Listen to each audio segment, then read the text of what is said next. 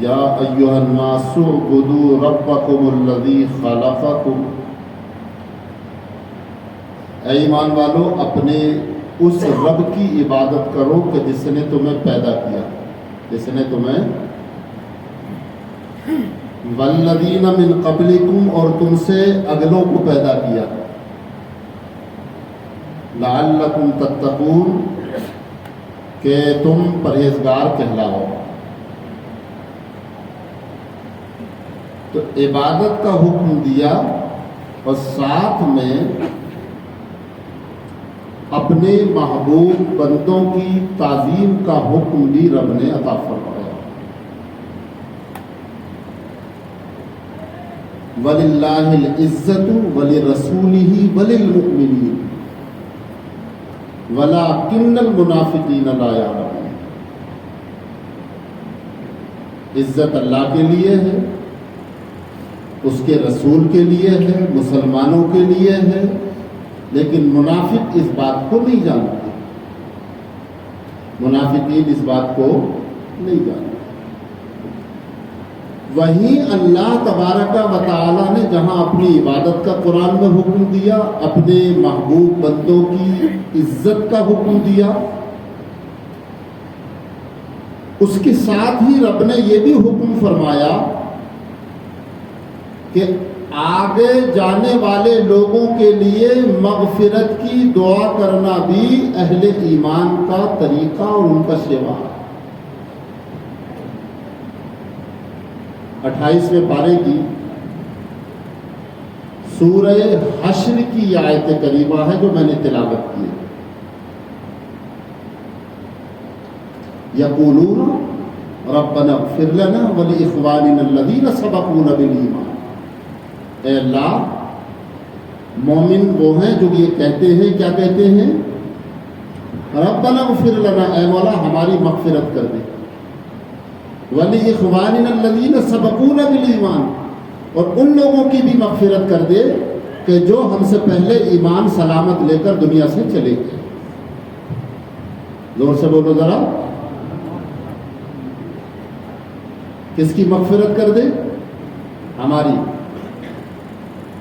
ربنا اغفر لنا، ہماری مغفرت کر دے، ولاخواننا الذین سبقونا بالایمان، اور ہمارے ان مومن بھائیوں کی بھی مغفرت کر دے کہ جو ہم سے پہلے ایمان سلامت لے کر دنیا سے چلے گئے۔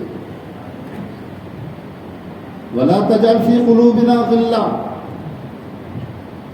اور ہمارے دلوں میں ٹیڑھ پیدا نہ کر، کدورت پیدا نہ کر، بغض پیدا نہ کر۔ کس کے لیے؟ للذین آمنوا، ایمان والوں کے لیے ہمارے دلوں میں کسی طرح کی بھی ٹیڑھ پیدا نہ کر۔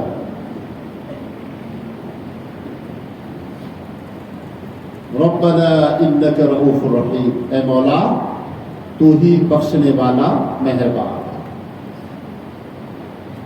تو اس آیت کریمہ سے یہ پتہ چلا کہ جہاں رب کی عبادت، اس کے محبوب بندوں کی تعظیم کا حکم ہے قرآن میں، وہیں آگے جانے والے لوگوں کی مغفرت کا حکم بھی قرآن کریم میں موجود ہے کہ ان کی مغفرت کی دعا بھی کرو۔ رجب المرجب کا یہ مہینہ ہے، اور اس مہینے میں ایک بڑا کام اہل سنت کے یہاں کنڈوں کی فاتحہ کے نام سے ہوتا ہے، اور اس کی شکل ایصال ثواب کی ہے۔ اس کی شکل کیا ہے؟ ایصال ثواب، ثواب پہنچانا۔ تو اپنے عمل کا ثواب کوئی دوسرے کو پہنچائے، اپنے عمل کا ثواب اسے خود بھی ملے اور دوسرے کو بھی اس کا ثواب ملے، یہ طریقہ اسلام ہے۔ اپنے عمل کا ثواب مثال کے طور پر ہم نے 3 مرتبہ قل هو اللہ احد پڑھا اور پڑھنے کے بعد میں اس کو ایسے ہی رکھ لیا تو اس کا ثواب ہم کو مل گیا برابر، ایک قرآن کا ثواب ہم کو مل گیا. لیکن اب ہم جس کو اس کا ثواب ایصال کر دیں گے، بخش دیں گے، ان کو بھی پورے قرآن کا ثواب مل جائے. سمجھ رہے ہیں میری بات؟ تو کوڑوں کی فاتحہ ہو یا کوئی اور فاتحہ ہو، اس کا سب کا لب لباب ایصال ثواب ہے اور دعائے خیر ہے.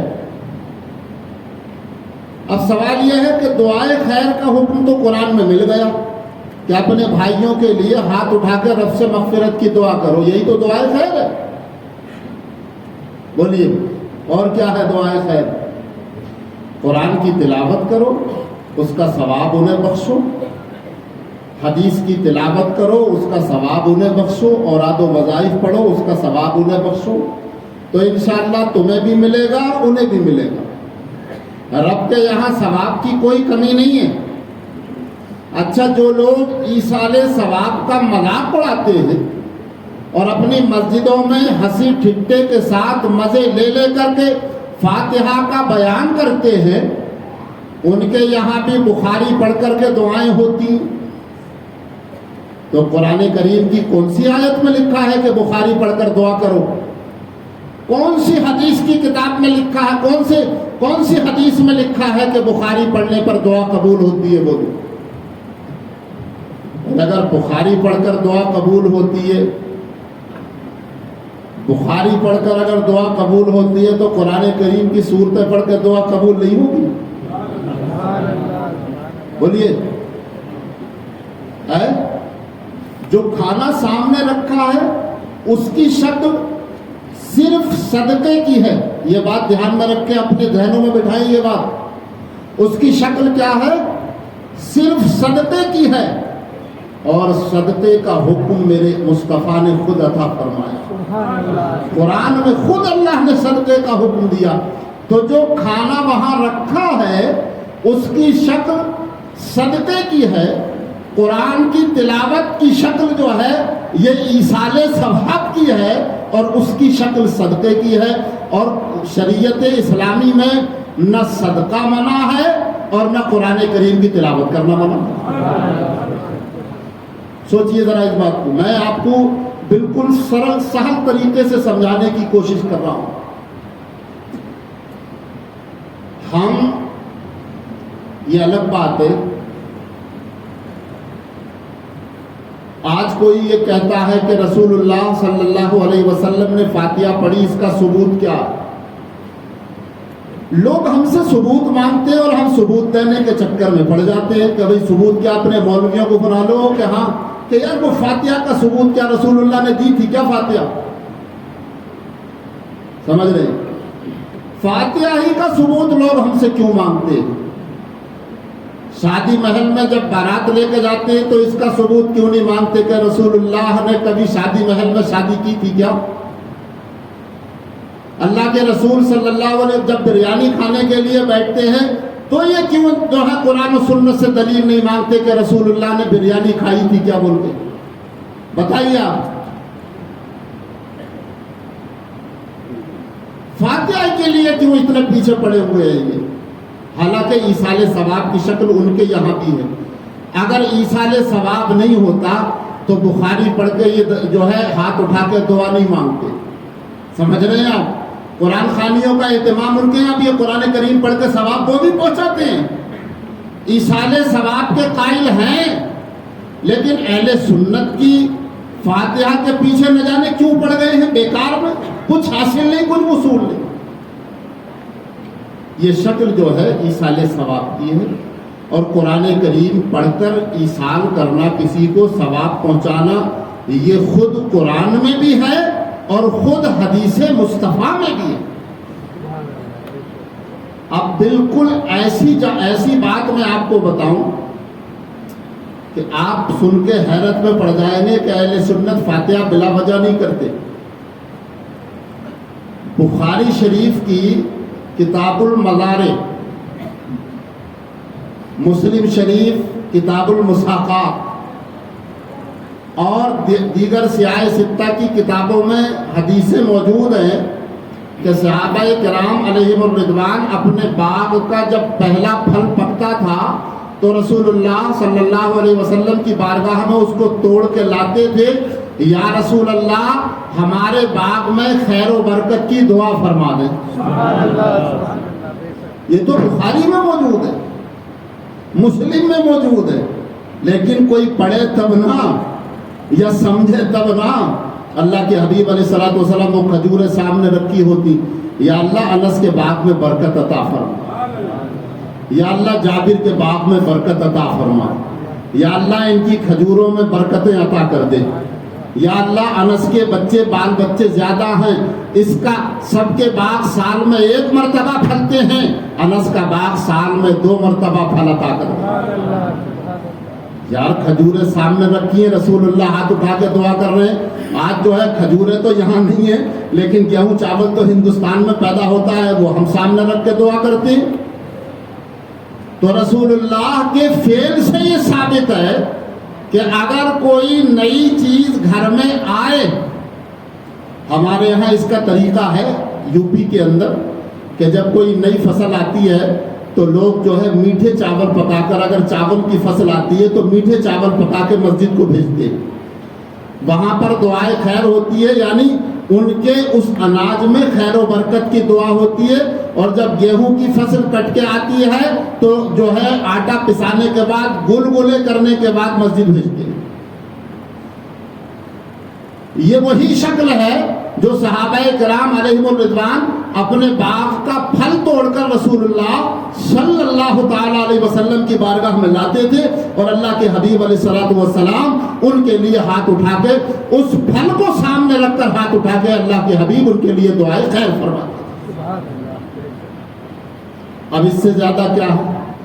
ایک آدمی نے گوشت پکایا، ایک نے مطلب چاول بنائے، یا مطلب یہ ہے کوئی میٹھا بنایا، بنانے کے بعد اپنے کسی بزرگ کو ایصال ثواب کرنا چاہا تو قرآن کریم کی جو ہے کچھ صورتیں پڑھوائیں یا قرآن کی تلاوت کرائی، اور اس کے بعد میں اس صدقے کو رکھ کر کے اس کا ایصال ثواب کر دیا، اور اگر وہ اس کا مستحق ہے تو اس نے خود کھا لیا، نہیں تو کسی کو دے دیا۔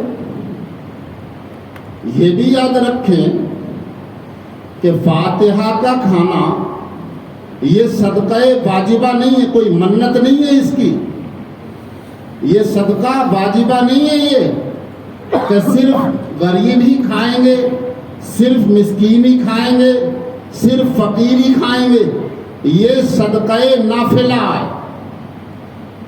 اور صدقہ نافلہ کا حکم یہ ہے کہ امیر بھی کھا سکتا ہے، غریب بھی کھا سکتا ہے، گھر والا بھی کھا سکتا ہے، باہر والا بھی کھا سکتا ہے۔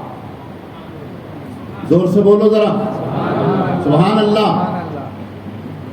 اپنا بھی کھا سکتا ہے، بیگانہ بھی کھا سکتا ہے، گھر والا بھی کھا سکتا ہے، باہر والا بھی کھا سکتا ہے، گھر میں بیٹھ کر بھی کھا سکتا ہے، باہر لے جا کر بھی کھا سکتا ہے۔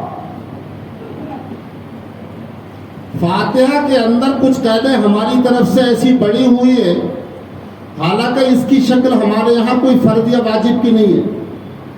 فاتحہ کو کسی سنی عالم نے نہ فرض کہا نہ واجب کہا، سمجھ رہے ہیں آپ؟ ہمارے یہاں اس کی شکل مستحب کی شکل ہے، ایک مستحب فعل ہے یہ۔ اگر کوئی اپنی حیثیت رکھتا ہے، اپنی بساط کے مطابق فاتحہ کرتا ہے، شوق سے کرے، لیکن اگر کوئی نہیں کرتا ہے، اگر کوئی نہیں کرتا ہے، اس کی حیثیت نہیں ہے، غریب ہے یا مطلب یہ مجبور ہے، اس کے پاس پیسہ نہیں ہے، فاتحہ اگر نہیں کر رہا ہے تو یہ نہیں کہا جا سکتا کہ یہ سنی یا مسلمان نہیں ہے۔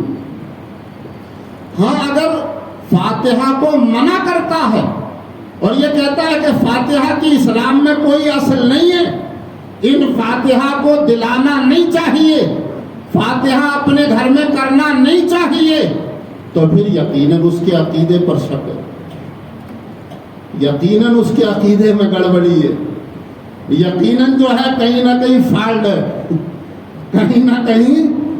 ورنہ ایصال ثواب کا حکم جب قرآن دے رہا ہے، حدیث مصطفیٰ دے رہی ہے، بزرگان امت کا عمل دے رہا ہے، تو پھر آپ جانتے ہیں کہ جو چیز قرآن سے ثابت، حدیث سے ثابت، اجماع امت سے ثابت، اور امت آج تک اپنے اعمال کا ثواب دوسروں کو بخشتی چلی آ رہی ہے، تو پھر تو کون ہوتا ہے اس کو منع کرنے والا؟ علامہ شامی کی ایک بات میں بتاؤں آپ کو، انہوں نے رد المختار علی الدر المختار کی 3 جلد میں یہ بات لکھی ہے، اور یہ شام کے عالم ہے، کوئی بریلی کے رہنے والے نہیں ہیں اور آج کے بھی نہیں ہے، یہ 12ویں صدی کے عالم ہے یہ۔ ہاں، آج سے تقریباً، کیونکہ 13ویں صدی میں جو ان کا فتاوی ہے رد المختار علی الدر المختار شرح تنویر الابصار، یہ 13ویں صدی سے لے کر آج تک تمام مفتیان کرام کے لیے مرجع فتویٰ کا حکم رکھتا۔ جب تک مفتی شامی نہیں دیکھ لیتا ہے اس کو فتویٰ دینے میں تسلی نہیں ہوتی۔ یہی شامی ہے جس سے فتوے دے رہے، دارالعلوم دیوبند میں بھی شامی ہی سے فتوے دیے جا رہے ہیں، بریلی میں بھی شامی سے فتویٰ دیا جاتا ہے، مبارک پور میں بھی شامی ہی سے دیا جا رہا ہے، مگر وہ لکھ کیا رہے ہیں؟ میں بتانا یہ چاہ رہا ہوں کہ ایک طرف یہ لوگ شامی سے فتوے دے رہے ہیں اور دوسری طرف فتاویٰ شامی ہی کی بعض باتوں کو نہیں مانتے۔ علامہ شامی نے لکھا ہے کہ ایک صاحب جو ہے کہیں جا رہے تھے، اتفاق سے راستے میں انہوں نے تھوڑی دیر ایک قبرستان کے پاس درخت کے نیچے آرام کے لیے وہ لیٹ گئے، دوپہر کا وقت تھا، تو ان کی آنکھ جب لگی تو انہوں نے دیکھا کہ اس قبرستان والے مردوں پر عذاب ہو رہا ہے۔ کیا ہو رہا ہے؟ اب اللہ والوں کی نگاہیں یہ تھوڑی ہے، میں نے بتایا تھا نا اس دن حضرت خواجہ عثمان ہارونی نے کہا یہ کیا ہے، دونوں حضرت خواجہ غریب نواز نے یہ نہیں کہا حضور یہ تو آپ کی 2 انگلیاں ہیں، فرمایا بتاؤ کیا دیکھ رہے ہو سامنے؟ تو کہا، کیا کہا؟ 18,000 عالم دیکھ رہا ہوں میں۔ تو حضرت خواجہ عثمان ہارونی کی 2 انگلیوں میں 18,000 عالم سما گئے۔ صاحب دل تھے، انہوں نے دیکھا تو انہوں نے دیکھا کہ قبرستان والے کچھ مردوں پر عذاب ہو رہا ہے، تو انہوں نے جلدی جب ان کی آنکھ کھلی بیدار ہوئے تو 11 مرتبہ قل هو اللہ شریف پڑھی، اور پڑھنے کے بعد اس قبرستان والوں کو ایصال ثواب کیا اور آگے بڑھ گئے۔ وہ 1 ہفتے کے بعد پھر وہ وہیں واپس آئے، اور واپس آنے کے بعد دوپہر کا وقت وہاں آرام کیا تو دیکھا کہ ایک بھیڑ لگی ہوئی ہے، وہ دیکھ رہے ہیں کہ ایک بھیڑ لگی ہوئی ہے اور وہاں کوئی چیز تقسیم ہو رہی ہے۔ تو ایک شخص کو پکڑ کے انہوں نے پوچھا، کہا بھئی کیا چیز بٹ رہی ہے، بڑے بڑھ کے لے رہے ہو؟ تو انہوں نے کہا حضور آپ 1 ہفتہ پہلے یہاں سے جب آپ گزرے تھے تو آپ نے 11 مرتبہ قل هو اللہ شریف پڑھ کے جو ثواب ہم قبرستان والے مردوں کو بخشا تھا، 1 ہفتے سے وہ تقسیم ہو رہا ہے، ابھی پورا تقسیم نہیں ہو پایا۔ سمجھ رہے ہیں آپ؟ یہ ایصال ثواب کی حقیقت ہے۔ اور آؤ تھوڑا سا آگے، قاسم نانوتوی کو جانتے ہیں آپ، یہ بانی دارالعلوم دیوبند بھی کہلاتے ہیں۔ یہ حالانکہ دیوبند کے بانی نہیں ہیں یہ، کیونکہ دیوبند کی جس وقت بنیاد رکھی گئی تھی تو یہ تو دیوبند میں تھے بھی نہیں، میرٹھ کے ایک مطبعے میں کام کرتے تھے اس ٹائم، یہ میرٹھ میں تھے۔ یہ دارالعلوم دیوبند کے اصل بانی حاجی محمد عابد حسین صاحب علیہ الرحمہ ہیں، جو اہل سنت کے زبردست عالم تھے اور پورے علاقے میں دعا اور فاتحہ اور میلاد کے نام سے سب سے زیادہ مشہور آدمی تھے۔ یہ تو ڈرامائی انداز میں دارالعلوم دیوبند پر بعد میں انہوں نے قبضہ کرنے کے بعد میں اور حاجی عابد حسین صاحب کو کنارے لگایا۔ آج بھی ان کی نسل وہاں موجود ہے، کوئی بھی جا کر ان سے تصدیق کر سکتا ہے کہ ان کے دادا اصل دارالعلوم دیوبند کے بانی ہیں۔ اور آپ تذکرۃ الرشید اٹھا کے دیکھ لیں، سوانح قاسمی اٹھا کے دیکھ لیں، وہ کتابیں بھی انہیں دارالعلوم دیوبند کا بانی نہیں مانتی، لیکن ڈرامائی انداز میں جو ہے انہیں دارالعلوم دیوبند کا بانی کا بہرحال خلاصہ کلام، مجھے اس سے کوئی بحث نہیں، کوئی کچھ کہے، لیکن تہذیر الناس ایک کتاب لکھی ہے انہوں نے، جس میں اللہ کے رسول صلی اللہ تعالی علیہ وسلم کے آخری نبی ہونے کا انکار کیا۔ اسی کتاب پر الزام ہے، اور آج سے نہیں، جب سے لکھی گئی ہے اس وقت سے یہ الزام قائم ہے۔ اور اسی کتاب کو دیکھ کر آپ قادیانیوں کی کتابیں پڑھیں، تحذیر الناس کے حوالے قادیانیوں کی کتابوں میں ملیں گے، اور انہوں نے کہا ہے کہ ہم نے مرزا احمد قادیانی کو جو نبی مانا ہے وہ مولوی محمد قاسم نانوتوی صاحب کی کتاب تحذیر الناس کی بنیاد پر مانا ہے، کہ انہوں نے کہا ہے کہ رسول اللہ کے بعد اگر کوئی دوسرا نبی پیدا ہو جائے تو بھی خاتمیت محمدی میں کوئی فرق نہیں آئے گا، یہ کہا۔ سمجھ رہے ہیں میری بات؟ اب بتاؤ اگر کوئی نبی پیدا ہو جائے تو خاتمیت محمدی میں فرق آئے گا کہ نہیں آئے گا؟ ہمارے آقا خاتم النبیین ہے، سب سے آخری نبی ہے۔ تو بہرحال اس کتاب کی بنیاد پر انہیں الزام کی زد میں لایا گیا ہے، اور وہ جو ہے ختم نبوت زمانی کے بھی منکر ہیں اور ختم نبوت مرتبی کے بھی منکر ہیں۔ بہرحال اس کتاب میں انہوں نے لکھا ہے کہ محی الدین ابن عربی کیا ہیں؟ ایک صاحب کشف بزرگ ہیں، محی الدین ابن عربی نے لکھا ہے اپنی کتاب میں کہ حضرت جنید بغدادی رضی اللہ تعالیٰ عنہ کا ایک مرید تھا جو کشف میں بڑا مشہور تھا۔ ایک دعوت میں اس کو بلایا گیا، میں وہ بتا رہا ہوں کہ جو ایصال ثواب کی ہنسی اڑاتے ہیں، مذاق بناتے ہیں، ان کے یہاں بھی ایصال ثواب کی شکل موجود ہے لیکن غور نہیں کرتے۔ تو اس نے جب مراقبے سے اپنا سر اٹھایا تو رو رہا تھا، وہ ایک شخص نے اب مراقبے سے سر اٹھایا تو رو رہا تھا۔ تو حضرت جنید بغدادی رضی اللہ تعالیٰ نے اس کا سبب پوچھا، تو اس نے کہا اپنی ماں کو جہنم میں دیکھتا ہوں۔ کیا؟ اپنی ماں کو جہنم میں دیکھتا ہوں اس لیے رو رہا ہوں۔ تو کہتے ہیں میرے پاس 70,000 کلمہ شریف پڑھا ہوا تھا۔ کیا پڑھا تھا؟ 70,000 کلمہ میرے پاس پڑھا ہوا تھا، میں نے دل ہی دل میں اس کی ماں کو بخش دیا۔ لکھا کہاں؟ یہ تحذیر الناس میں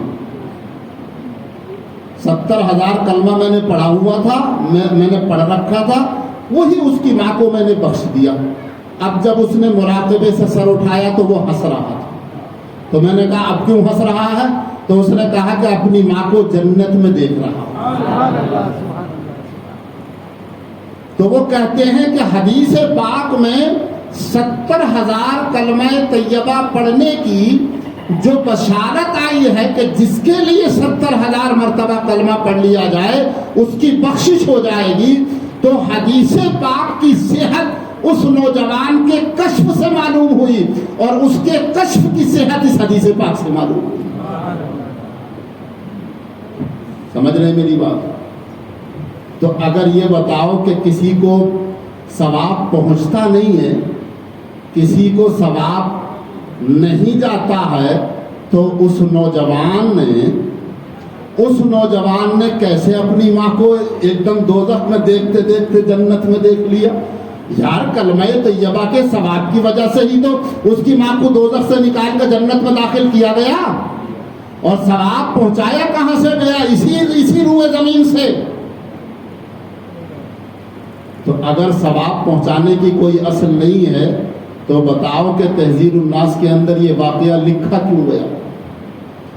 اس کا مطلب اصل ہے۔ اور ایک حدیث میں آپ کو سناتا ہوں، مشکات شریف کتاب الوصایہ، یہ پہلی جلد کا اختتام ہے اور آخری حدیث سے پہلی حدیث ہے۔ یہ سمجھ رہے ہیں آپ؟ کیا ہے؟ پہلی جلد کا اختتام ہے، مشکات شریف 2 جلدوں میں ہے اور سب جگہ پڑھائی جاتی ہے۔ کتاب الوصایہ پہلی جلد وہاں ختم ہو رہی ہے، دوسری جلد کتاب النکاح وہاں سے شروع ہوتی ہے۔ تو پہلی جلد کی آخری حدیث سے پہلی حدیث ہے یہ مشکات شریف میں۔ کیا ہے؟ عاص ابن وائل ایک کافر تھا مکے کا۔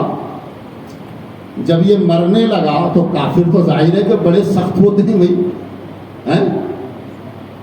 جب یہ مرنے لگا تو اس کے 2 بیٹے تھے، ایک کا نام ہشام تھا، ایک کا نام عمرو تھا۔ میں اردو میں سمجھا رہا ہوں، ویسے حدیث تو عربی میں ہے، لیکن میں نے حوالہ اس لیے دے دیا کہ کوئی یہ نہ کہے کہ مولانا بے حوالہ بات کر رہے ہیں، اس لیے میں نے حوالہ دے دیا، جس کی طبیعت چاہے دیکھ لے۔ مشکات شریف، پھر حوالہ نوٹ کرو، آخری جلد کتاب، وہ جلد اول کا آخر کتاب الوصایہ کی سب سے لاسٹ والی حدیث سے پہلی حدیث، تو اس نے اپنے دونوں بیٹوں کو بلایا، ہشام کو بھی اور کس کو؟ عمر کو بھی۔ حضرت عمر ابن عاص جو فاتح مصر و شام ہیں وہ اسی عاص ابن وائل کے بیٹے ہیں۔ اور اس نے کہا دیکھو کافر تھا لیکن اس کا عقیدہ دیکھو، اس کا نظریہ دیکھو، کافر ہے، اسلام کا دشمن ہے، لیکن اس کا نظریہ دیکھو۔ اس نے دونوں بیٹوں کو بلایا، اس نے کہا میں بہت مال چھوڑ رہا ہوں، میں تو دنیا سے جا رہا ہوں، لیکن 50 اونٹ میرے نام سے ہشام خیرات کرے گا اور 50 اونٹ عمر تو خیرات کرے گا۔ 50 اونٹ! یار وہ کافر ہو کے اس بات کا عقیدہ رکھتا تھا کہ اگر کسی کی طرف سے خیرات کیا جائے تو آخرت میں اسے کچھ نہ کچھ اس کا فیض ملے گا۔ یہ داڑھی رکھ کے اور ٹوپی لگا کے اس بات کا عقیدہ رکھتے ہیں کہ مطلب اگر کسی کو ایصال ثواب کیا جائے تو اسے کچھ نہیں ملے گا، اسی لیے تو مذاق اڑاتے ہیں فاتحہ کا، ورنہ تو اپنے گھروں میں انہیں خود فاتحہ کرنا چاہیے، کھانا سامنے رکھ کر فاتحہ لگانا چاہیے، اس لیے کہ اللہ کے حبیب علیہ الصلوۃ والسلام کا خود یہ عمل ثابت ہو گیا۔ اب ہشام تو ایمان نہیں لایا تھا، حضرت عمر ابن عاص مسلمان ہو چکے تھے، ہشام نے تو رات ہی کو خیرات کر دیے، اس کا ہو گیا انتقال۔ حضرت عمر نے کہا، عمر سے کہا بھائی آپ بھی خیرات کرو، اس نے کہا نہیں، پہلے میں اپنے نبی سے پوچھوں گا، اگر وہ کہیں گے تو خیرات کروں گا، بلا وجہ میں مال ضائع نہیں کروں گا۔ صبح فجر کی نماز پڑھی، آقا کریم صلی اللہ علیہ وسلم کی بارگاہ میں حاضر ہو، یا رسول اللہ میرا باپ عاص ابن وائل رات انتقال کر گیا اور اس نے ایسے وصیت کی ہے، میرے بھائی ہشام نے اس کی طرف سے 50 اونٹ خیرات کر دیے ہیں، کیا میں بھی اس کی طرف سے 50 اونٹ خیرات کروں؟ اور اگر میں خیرات کروں تو اس کا کوئی ثواب اسے ملے گا؟ اللہ کے حبیب علیہ الصلوۃ والسلام کے جملے سنو۔ اللہ کے حبیب علیہ الصلوۃ والسلام نے فرمایا لو کان مسلما لبلغہ ذلک، فرمایا اگر تیرا باپ مسلمان ہوتا تو اس کی طرف سے جو خیرات کیا جاتا اسے ثواب پہنچتا، لیکن تیرا باپ چونکہ مسلمان نہیں تھا اس لیے اگر اس کی طرف سے کچھ خیرات کیا جائے گا تو اسے ثواب نہیں پہنچے گا۔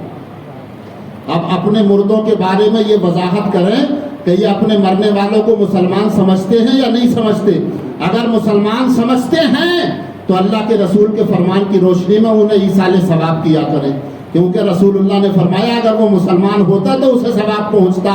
اس کا مطلب ثواب نہ پہنچانا یہ بتا رہا ہے کہ یہ اپنے مرنے والوں کو مسلمان ہی نہیں سمجھتے۔ یار ہم اپنے مرنے والوں کو مسلمان سمجھتے ہیں، اس لیے انہیں ایصال ثواب کرتے ہیں، ثواب پہنچاتے ہیں، سمجھ رہے ہیں آپ؟ اس لیے فاتحہ کا مذاق اڑانے والے کان کھول کے سن لیں کہ فاتحہ کا مذاق اڑانے سے حاصل کچھ نہیں ہوگا سوائے اس کے کہ تمہاری تصویر ضرور جو ہے ننگی ہو جائے گی اور تم لوگوں کے سامنے آ جاؤ گے۔ فاتحہ کے نام پر کوئی اور ہی چکر چل رہا ہے یہ۔ ہاں میں یہ ضرور کہوں گا کہ ہمارے یہاں فاتحہ کے نام پر جو یہ قیدیں لگا رکھی ہیں یہ بھی بے جا۔ مثال کے طور پر امام جعفر صادق کی فاتحہ کرا رہے ہیں لوگ، تو امام جعفر صادق کی فاتحہ میں کیا گوشت نہیں پکانا؟ کیوں بھائی گوشت نہیں پکانا؟ کس لیے نہیں پکانا؟ جس کو بھی کھانا ہے گھر میں بیٹھ کر کھائے، باہر کوئی لے کر نہ جائے۔ یہ شریعت کی قید نہیں ہے، یہ تو اپنی طرف سے لگا رکھی ہے۔ گوشت کھانے والا بھی اس فاتحہ کا کھانا نہیں کھائے گا۔ کیوں نہیں کھائے گا؟ گوشت حلال ہے، جائز ہے، اللہ نے کھانے کے لیے پیدا کیا ہے اور ہر حلال چیز پر فاتحہ جائز ہے۔ اپنی طرف سے قیدیں نہ لگاؤ، جو قیدیں شریعت اور اسلام نے لگائی ہیں صرف وہی رہنے دو، سمجھ رہے ہیں آپ؟ لیکن ان قیدوں کی وجہ سے فاتحہ حرام نہیں ہوگی۔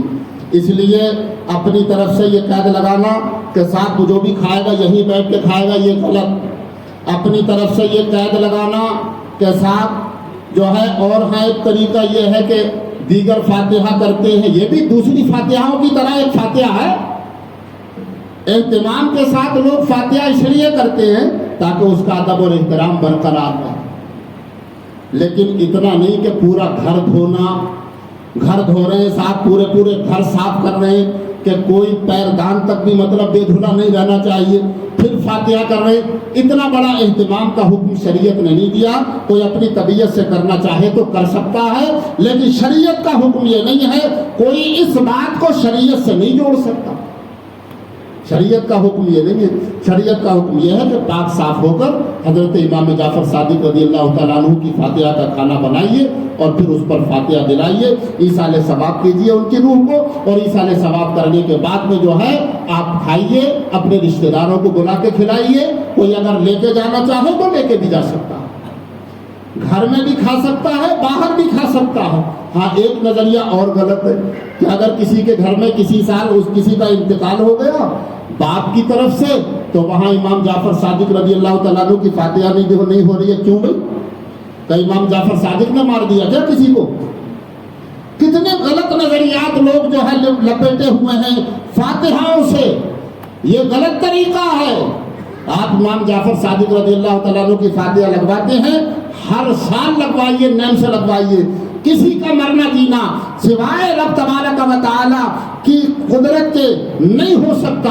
اللہ تبارک و تعالیٰ کی شان و قدرت ہے، جب تک چاہتا ہے جسے چاہتا ہے زندہ رکھتا ہے، جب چاہتا ہے اسے موت عطا فرماتا ہے۔ اس سے فاتحہ کا کیا لینا دینا؟ اس لیے آپ کے گھر میں خوشی ہو تب بھی، آپ کے گھر میں غم ہو تب بھی امام جعفر صادق رضی اللہ تعالیٰ عنہ کی فاتحہ ضرور لگوائیے۔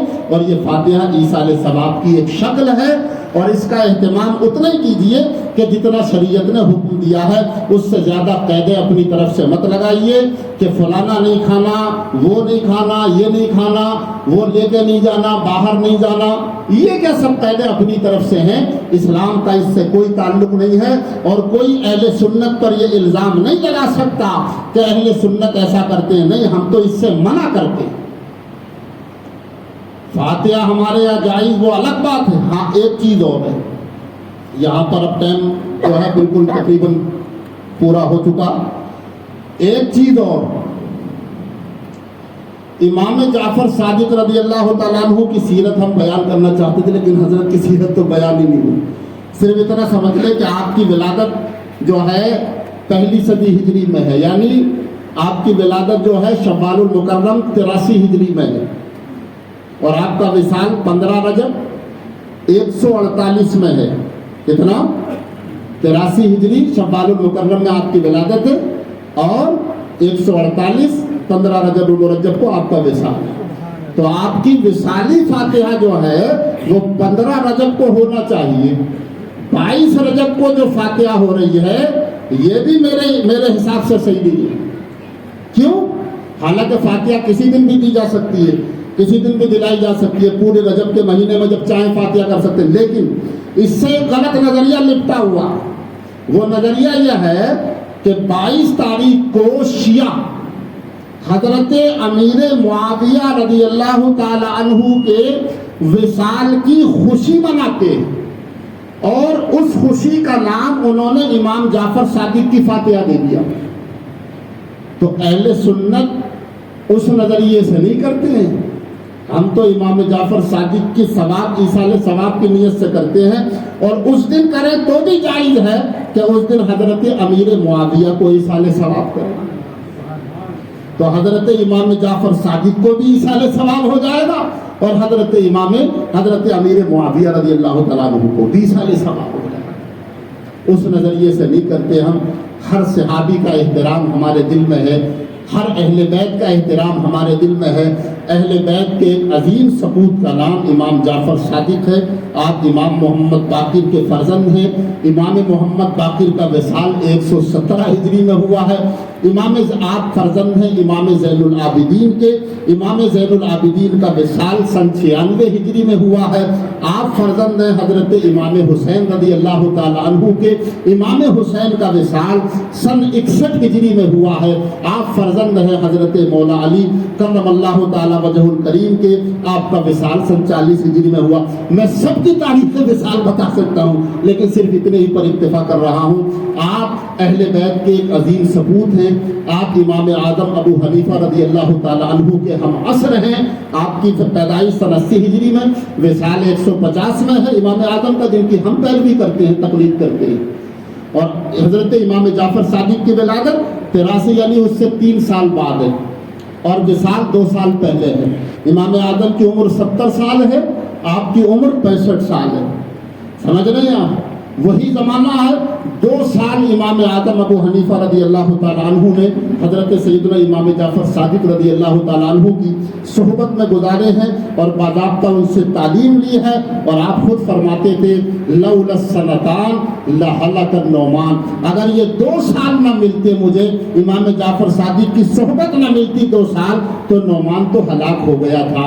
اللہ اکبر کبیرہ، آپ کی صحبت کو اتنا ضروری جانتے تھے امام اعظم ابو حنیفہ۔